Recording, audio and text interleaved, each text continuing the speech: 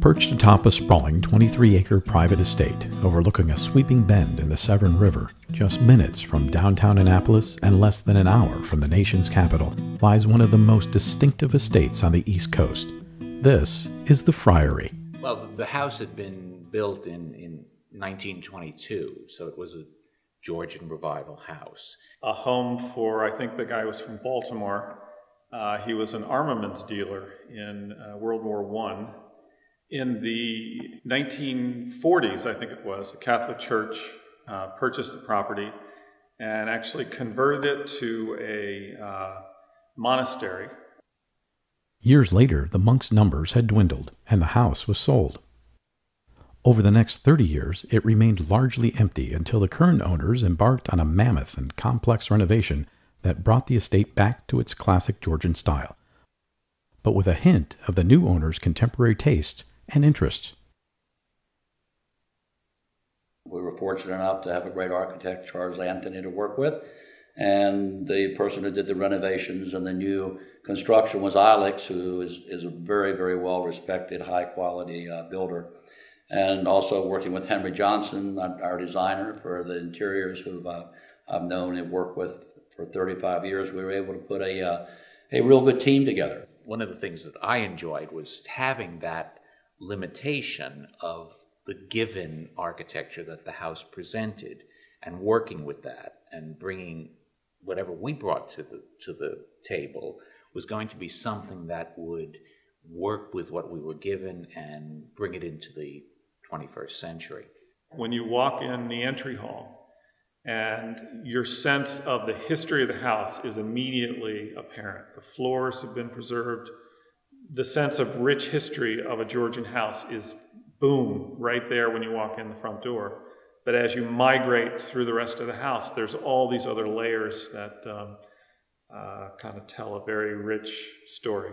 It was an old friary that had set up here for 20 years. It had a dorm, that was 5 stories tall where 80 monks lived in, and it has its own church. One of the big challenges in designing the house was to create some resolution to those converging geometries of the 2 V's of the additions. And the solution to that was to basically kind of bore out the middle of the house. We tore down the center section and built the room that we're sitting in now. We call it the rotunda because it's almost like the hub of a wheel, where the other parts of the house are like spokes off of it.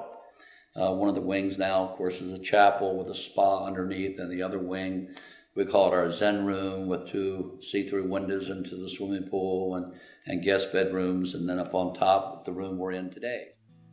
This extraordinary estate, with 7 bedrooms, 8 bathrooms, and 11 fireplaces, features a spectacular 270 degrees of river views, a roof garden, a pool pavilion, a 60-foot infinity edge pool, and direct access to a private dock with a boat lift. We decided to make each space in the house sort of have a purpose. Its purpose had to be something that would serve he and I in our life together, or our lives in the things that we do separately. Every room we use in this house. We use this room we're in today. I use my billiard room every day when I come back from work. Max has a passion for wine. She has her wine cellar. So every room we use, and we planned it that way. I think as you walk around this house, one of the things that you're going to get is that this is warm.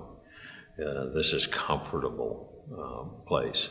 There's over $2 million worth of concrete in this house, and there's nothing about the facts and figures of the construction itself that makes you feel anything other than welcome. The wood tells you that you're welcome. The stone on the floors tells you you're welcome. The masonry work tells you you're welcome. This is a home.